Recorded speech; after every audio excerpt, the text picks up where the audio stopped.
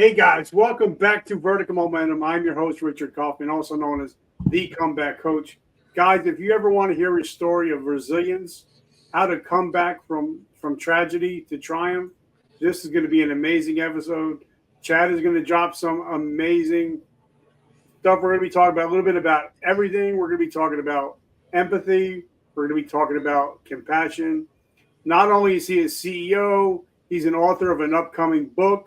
He's a felon, but now he's actually changing the world one body at a time. He's known as the Body Whisperer. So, Chad, my brother, welcome to the show. Richard, thanks for having me. I appreciate it.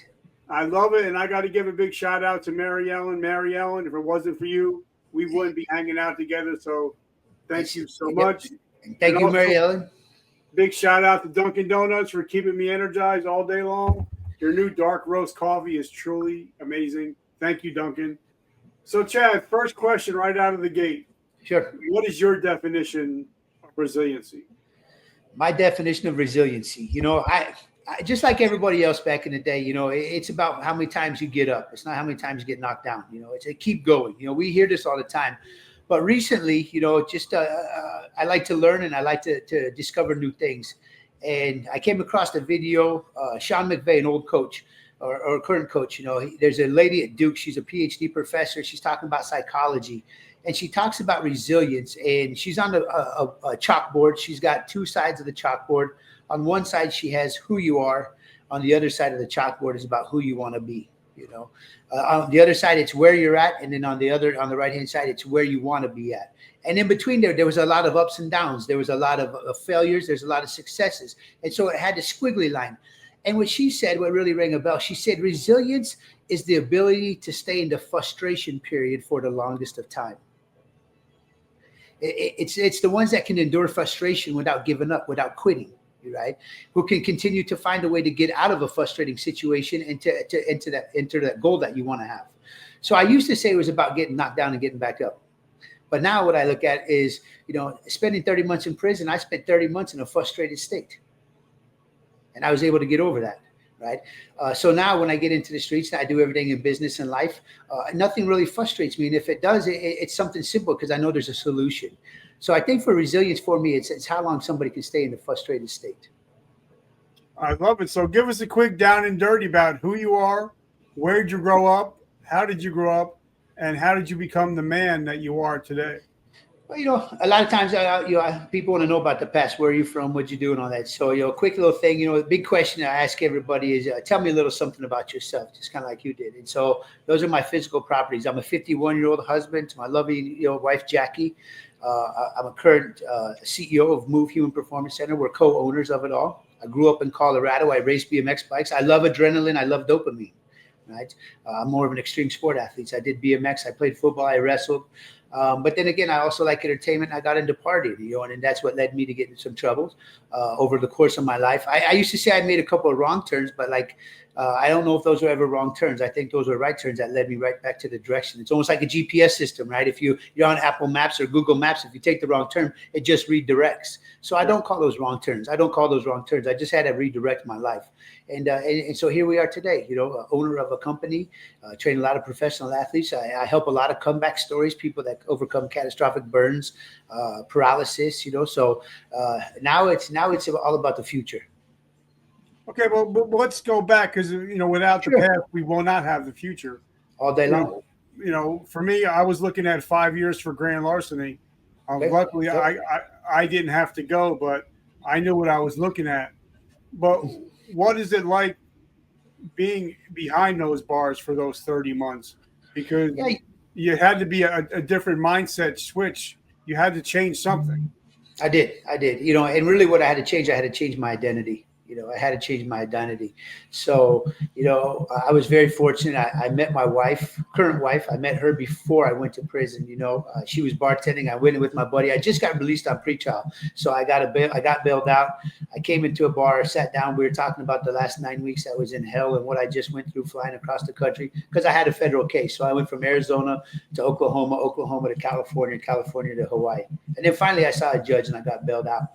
So I give everything to my wife. When I was in there, she was my why. And I know now we always talk about the why, but she's my everything, and she's the reason why I wanted to do this. And so when I got in trouble, obviously they say you're facing 25 years to life. I got convicted of money laundering was what it was. It was a drug conspiracy. I brought money back from Hawaii. That was the crime that actually happened. And I didn't get caught. I let everything go until 3 months later, and again, once you commit a crime, you're always going to get caught, and I know that now.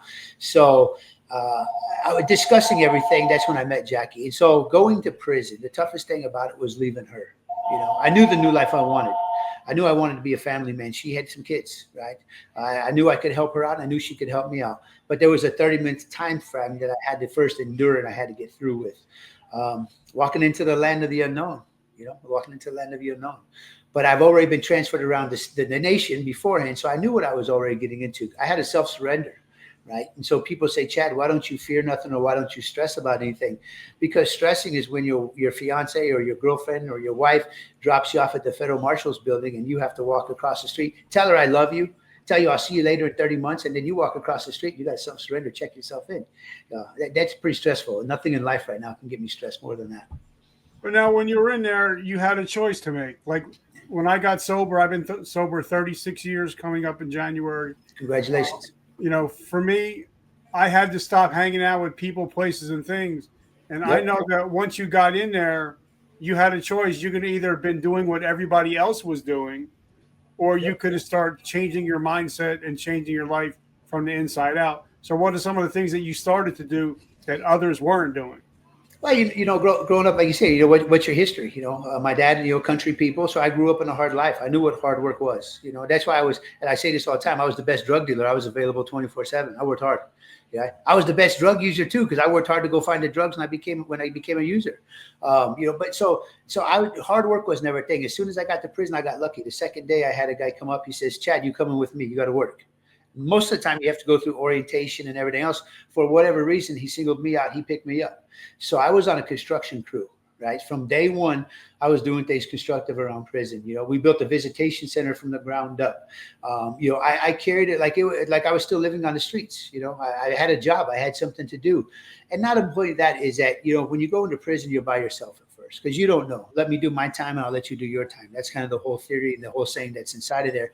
And again, you don't know people. You don't know what's going on. Federal system and state systems are a little different with the segregation, and the ABs and, different gangs and different things that are in there. So I just kind of had to analyze, just like everything else. I had to analyze. So I sat back, and I just analyzed some things and did what I had to do or what I was told to do. I met some good friends in there, and very fortunate. I had some good buddies that came up to me within the first 2 weeks, and they said, you're with us, right? And it's my dear friend, Robbie. He did 19 and a half years. He's out of Canada, Washington, had some crimes. And so I had some good people that were in there. They told me from day one, you're not going to be drinking the hooch. You're not going to be making the hooch. You're not going to be over here smuggling shit in. You're definitely not going to be doing anything or using anything that was smuggled in. You're here to do your time, and we're here to do this right. So I carried myself inside prison like I would outside. It was just a different saying. I was locked up for 30 months, and I couldn't leave. So I stayed productive, and that's the biggest thing because, again, I'm never the victim. I was never the victim in any of my stories. There's a lot of victims that are in there and they get caught up in just sitting in bed and not wanting to work and fuck the system. He's got the man sitters that are over here. I got the man sitters that are watching me, but I wasn't that guy. I was the guy that went in there. I did my stuff. I passed time. I didn't count hours. I counted my 19 cents an hour. That's really the only thing I counted, but I had to put in the hours to get the money.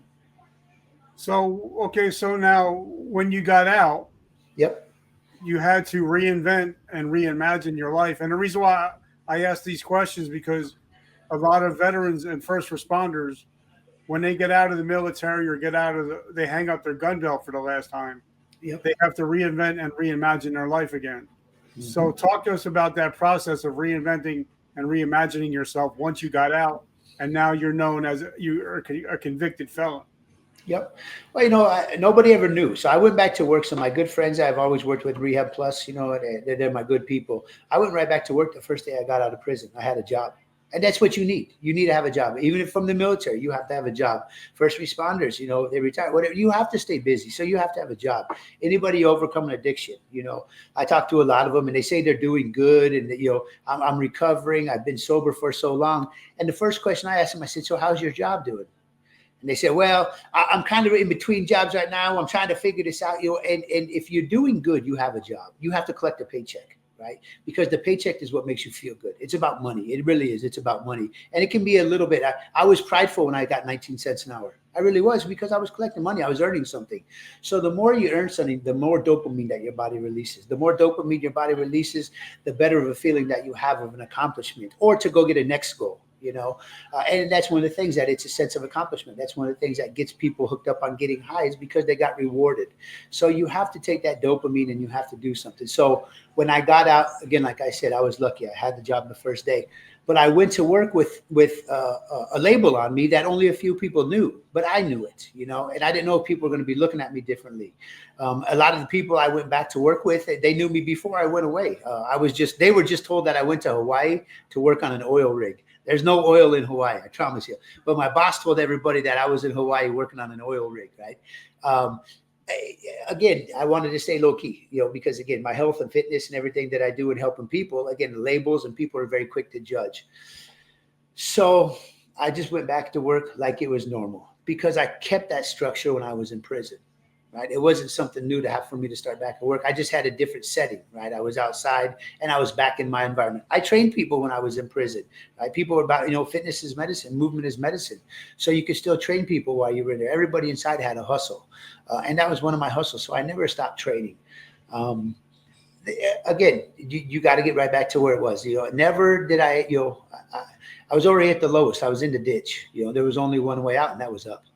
So my new identity when I got there is I knew I had to do the best for me. I was a new man. I was a new person. And now, again, I was back with my fiance, Jackie, when I got out. And so now I've got a purpose. I need to provide. I need to be a provider. And, and I think it's so important. Like my bride, my wife is my most important thing. She knows the ins and outs. She knows my bad days, my good days. I can tell her anything, and I know she's my ride or die. Yep. And I think that's so important to have somebody, even if it's not a fiance or a wife, just to have somebody that is your ride or die, where you have a safe place to come home to. Yes, yeah, and that's a support system, right? We always talk about a support system, but the problem is that you got to make sure that your support system is real. And my wife, she's the realest person. The first first date that we went on, I gave her my indictment, right, to read.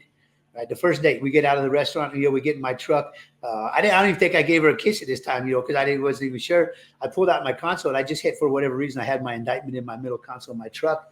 And I showed her my indictment, and she looked at it, and I was waiting for her response. And she said, you know what? So people make mistakes. And I thought, this is a good person right here. I told her from day one when I met her, I was going to marry her. Right. And so I knew I had a purpose. And like you said, family, I always use the F word. I got fun and I got friends. That's why I did all of my stupid shit earlier, because I was having fun and I was with some friends. Right. But the two F words changed. It became my family and my future. Right. And when you start narrowing things down, there's a greater purpose in life. And so it was when I got out, I started working with this guy, Eddie King. Obviously, that's kind of one of the main stories I have, is that he was paralyzed from a mountain bike accident. We got him walking again. Right. I had a gunshot guy that got his stomach point blank, and was in ICU for 8 months. I had him moving again. And then I had a gentleman that was on fire for about 2.5 minutes, got 60% burn of his body. I'm doing the rehab on them. But again, I see them get better, and I knew for me, I was getting better, right? That's when I started to become the mental guy, in my opinion. I started pushing them mentally. They started pushing me mentally. A lot of this stuff isn't physical, right? It's mental. You cannot quit. You cannot give up. And that's what I was preaching to them. But at the same time, I was listening to myself saying the same thing. And that's what I kept telling myself daily is you can't quit. You can't give up. You got a future to do. And look at here we are now, CEO of a business. I'm still working, never giving up. So let's talk about entrepreneurship. Because being an entrepreneur, they say being an entrepreneur is somebody that's willing to work 80 hours for themselves so they don't have to work 40 hours for somebody else. Yep. Let's talk about you got bit by the entrepreneur bug. Yeah. So, after the 7 years I got out, and I was doing very well. I made a great recovery. Everything was good. I started doing different things, and I knew that I had more to give people. Right. And working for somebody, I never thought I would leave Rehab Plus, but I was working with those guys forever. But then it was time for me to go. So I had a good friend. And again, my wife, she said, why don't you guys do your own thing? Why don't you do your own thing? You're good at this. You'll be great at this. And so I developed a plan. Everything that I do, you have to have a plan. And I developed a plan of what I was going to do. I was going to be a non-provider physical therapy owner. Right? I just can't have physical therapy yet because I didn't have the means. I had to get finances. I went to an angel investor. I did different things to generate money. I even asked for a loan, but as a convicted felon, the banks wouldn't give me a loan. Right? So a personal loan through a family. Right? Opened up Move. First day I made $75. Not good. My dad was a business owner back in the day, and he lost his business in the recession in 82 and 84. That's how I went from Colorado to Arizona. And my dad's very conservative right now. He's had everything. He had a job. He had his own company, but he lost it all, right? Not due to anything he could do. It was an economic crisis, and you can't control that. So he told me, he said, Chad, are you willing to lose your everything, including your wife, including your home? He says, if you want to do that, then you can become an entrepreneur and a business owner. I said, man, let's go for it. I've already lost a lot more than this. Right? This is about survival. And now I'm in charge, not the CEOs or anybody else. I'm in charge with everything.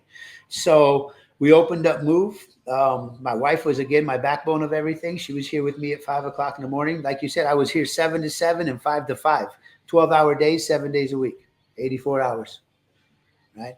I work more when I sleep than most people do when they're awake. Yeah? My head's constantly going. We had to build a team. Started doing good. I started getting busier. We started doing different things. I talked to my dad. He says, how's everything going? I said, it's building, Dad. We're doing good. He says, perfect. Have you had a day off yet? I said, no, I can't afford to take a day off yet. He said, it sounds like you bought yourself a job, not a business. Because a job, you don't have to be there. Yeah. Right? And I thought, and that still stuck with me. I'm like, all right, motherfucker, here we go. I got you. You know what I mean? So that forced me to work harder. I got to work harder because I do want to have somebody. I want to be a CEO. Right? I want to overlook things. I don't want to be doing the hands-on every day. Now, the way that we're structured, we are all a team, so we do everything. But I've got 8 employees right now. Right? We've grown, we've built, we've expanded, we've knocked the wall down. Right? And we still continue to expand. But more importantly is that the things that entrepreneurs and business owners face is not just a daily grind. In 2020, we were open for 3 years. We faced this thing called COVID. Right? Shut down a lot of things around the country. Well, thankful for us in Arizona, we had physical therapy. We were essential business. We stayed open. Right? In prison, I've seen lockdowns. I've seen everything get shut down. And a lot of people succumb to fear. Right? With the lockdown that happened out here, I wasn't going to be fearful of it because I've already seen what happens, right? You got to be smart about it. You have to have a plan. So we did our spatial awareness. We had the 6 foot in between everybody. We had groups of volleyball players come in the morning. We had football players come in the afternoon. So we strategically placed people out so that we could still get people better because, again, I'm part of the medical chain. I can't stop, right? There's no quitting. But now also, I think it's something that a lot of entrepreneurs suffer with is they try to do it all and be it all. They try to do their marketing. They try to do their own everything. They don't build a team out. So how important is building a team out? Well, building a team in entrepreneurship or a business is the same thing as building in a recovery, right? You have to have one. And the more people that you have around you that are supportive, the better it's going to be. So having this team, everyone's delegated. I call it my wife. She's like the general manager. She sits in her office. She's got a window. She watches everything. I'm more like the head coach.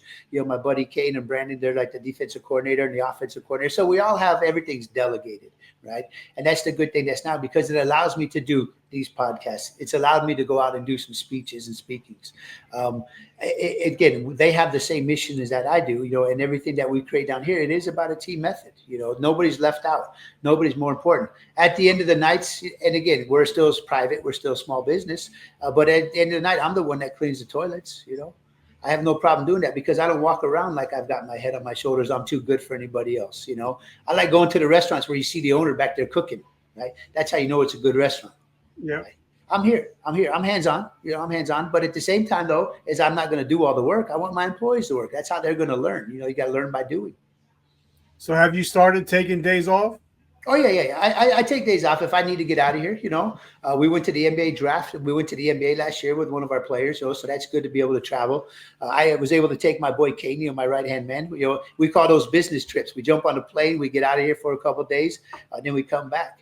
When I was working with Arizona Compass, we went to the national championship for basketball for the Geico National Championships. Now it's called the Chipotle, but I was in Fort Myers, Florida for 5 or 6 days, right? So I could go over there and work with the team remotely when everybody was still running everything inside Move. I love it. Like for me, I work 6 months out of the year. 6 months out of the year, I'm enjoying life, going on cruises, and I believe that the more you do enjoy those things, the harder you're going to work when it comes time to get back.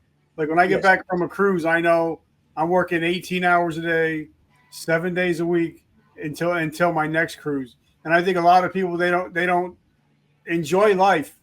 They're either just hitting the time clock, and they're just going home and going to sleep and getting back.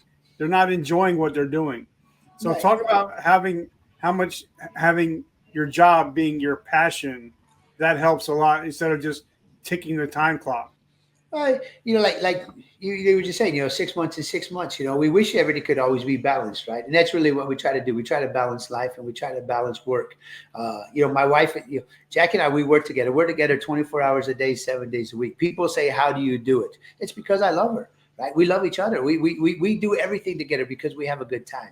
So it's easier for me because my home is really here with my wife. Right? When I go home and we're doing stuff, yes, we do talk about work, but we still have date nights every Saturday. We still do different things. We have time for ourselves, and that's really what it's all about. But I don't know if you can ever really balance work and life. That's the hard thing, the question that's really out there. But what you can do is you can align them. Right. And so what I've done is because I'm passionate with what I do, I love to help people, and I got people around the country, their time schedules are off. So I've currently got people playing professional basketball in Spain where the time, they might call me in the morning when it's nighttime over there. So, I'm always available. And that's just one of the things though, but that goes into customer service. Right. And it goes into customer service. And that's one thing that we do here at Move. We pride ourselves on the energy. We pride ourselves on the customer service. I'm not greater than anybody else, and nobody else's time is more important, from the professional athletes that come in here to just our normal population. They come in here, but again, it's the same time as I'm balancing them is all. Everybody's in line to get the same amount of treatment, and when you do that, everything runs smoothly, even when you're not working. But now you also have been working for the last 16 months in writing a book. So talk to us about that. Yeah, so the book, when I started Move, I was fortunate. I sat down, I met this lady. Her name is Laura Bush. She's with Peacock Press Publishing. I sat down and talked with this lady when I was getting ready to open up Move, and I was going to write a book. I had a former patient that told me that this would be a great thing. We sat down with her. She said, "You got a great story." Both Jackie and I have a great story. She was crying by the time we left. And then when we did come back, I said, "What's the value of it?" She gave me the price. She gave me the value of it. And there was just no way financially I could have done it at that time. So I turned 50 last year. And Jackie contacted Laura. She said, "For Chad's 50th birthday, I want to get him this book." Right.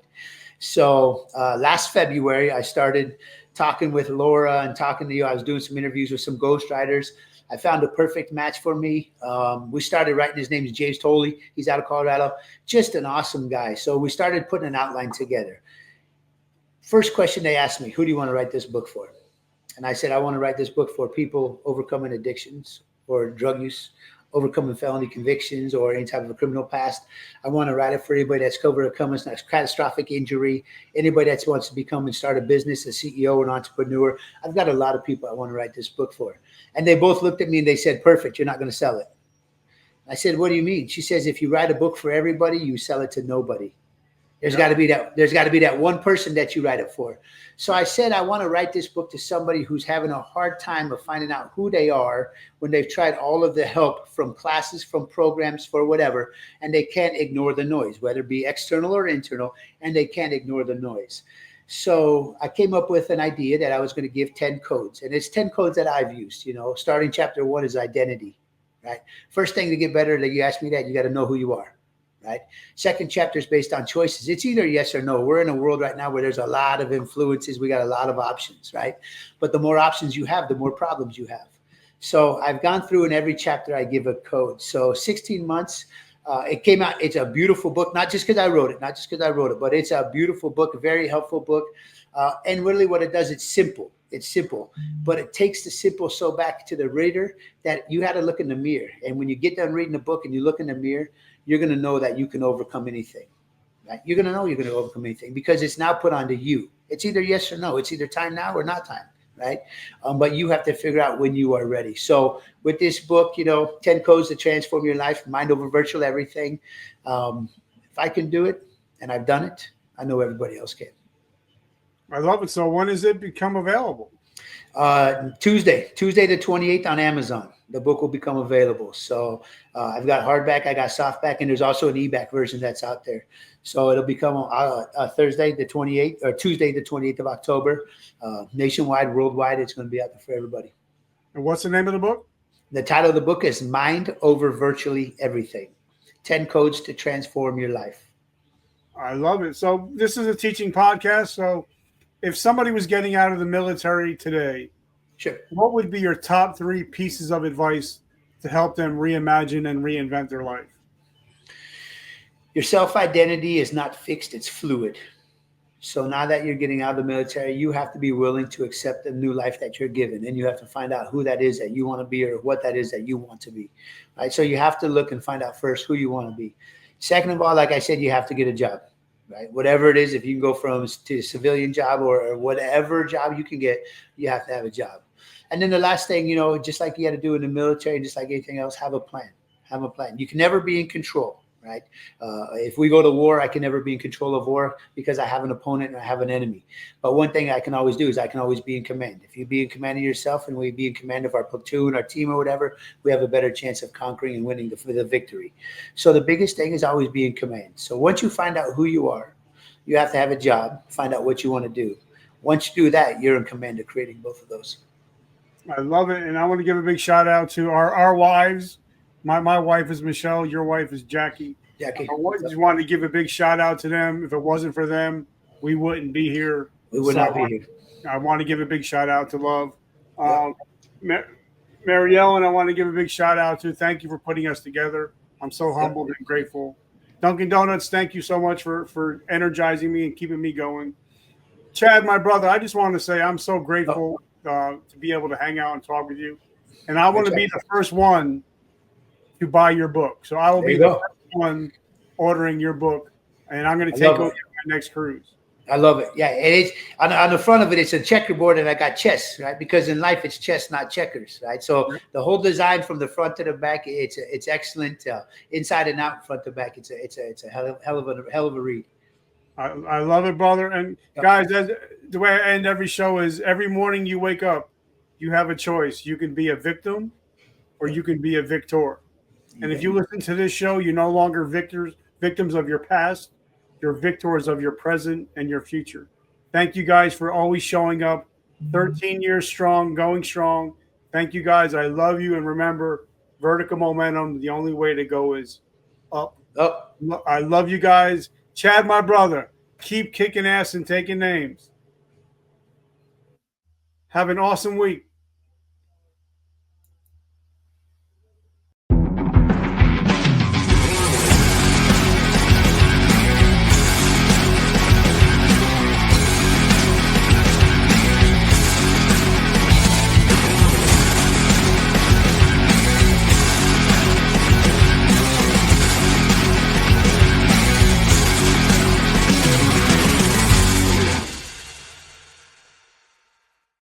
So, Chad, let me ask you a personal question.